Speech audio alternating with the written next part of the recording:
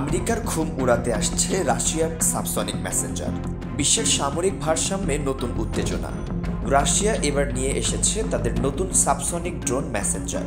এই আধুনিক ড্রোন আমেরিকার প্রতিরক্ষা ব্যবস্থার জন্য এক নতুন চ্যালেঞ্জ হয়ে উঠতে পারে।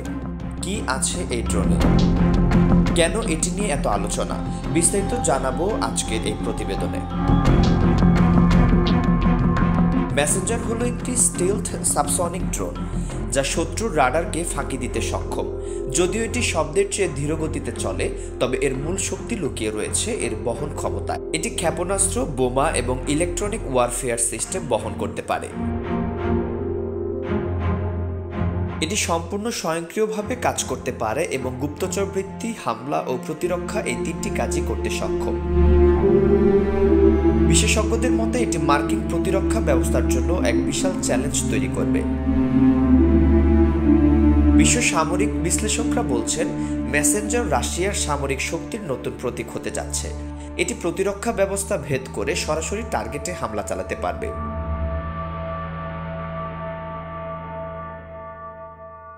এদিকে পেন্টাগন উদ্বেগ প্রকাশ করেছে এবং এই ড্রোন প্রতিহত করতে যুক্তরাষ্ট্রের প্রতিরোধমূলক ব্যবস্থা নেওয়ার পরিকল্পনার কথা জানিয়েছে।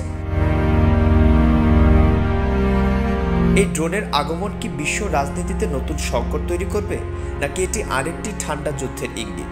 এই সামরিক উন্নয়ন কি নতুন ঝুঁকি তৈরি করবে? কমেন্টে জানান।